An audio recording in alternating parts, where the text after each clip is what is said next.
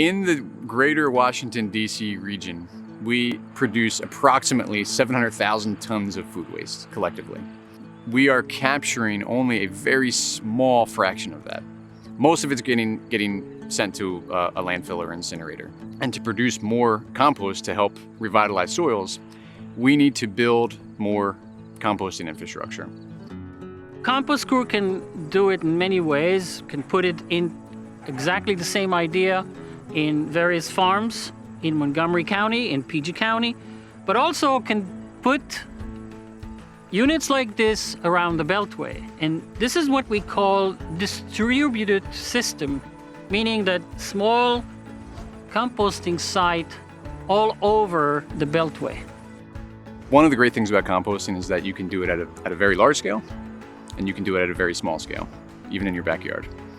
We've chosen to focus on small to medium scale facilities like on-farm compost facilities because we can help build very tight circular economies where the food waste, the end product, the compost, the jobs that we create around it are all kept in a very tight circle.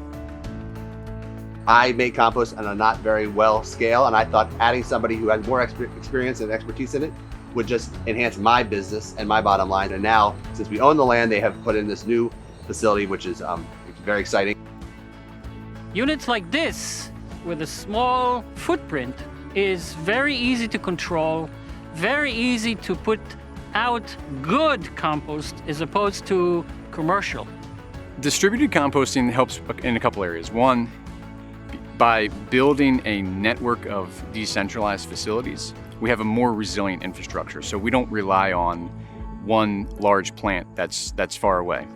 It also helps significantly reduce the economic and environmental costs of hauling. So we can have a network of decentralized facilities that are close to the area where the waste is generated.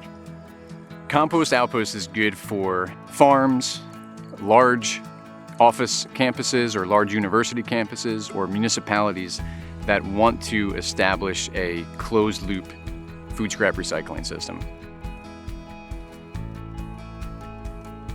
Every week we're bringing in residential food scraps, mixing it with hay and wood chips.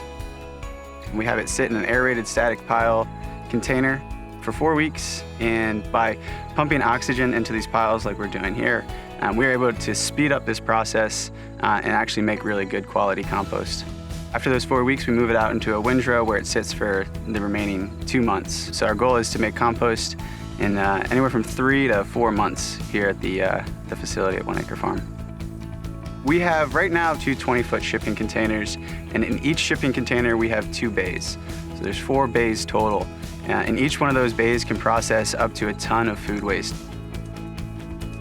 The idea of having it on a farm is a terrific idea because these farmers, if we can have what we call a distributed system, small units of compost making in various farms to add to the soil, improve the soil, and improve the product that people actually get in their hands after it's been decomposed over here, we're kind of closing the cycle. I think it increases the resiliency of the farm because when we have healthy soil, you have healthy plants that can fight against pests and disease a lot better. So it's a lot less effort on our part to create a beautiful product with a really healthy soil. From my perspective, the relationship with the Compost Crew has been a very mutually beneficial relationship. And really, we're just scratching the surface still. There is a lot of organic material floating out there that is not being managed properly. We want to help capture as much of that organic material and help to repurpose it into the building blocks of life. And there's a long way to go.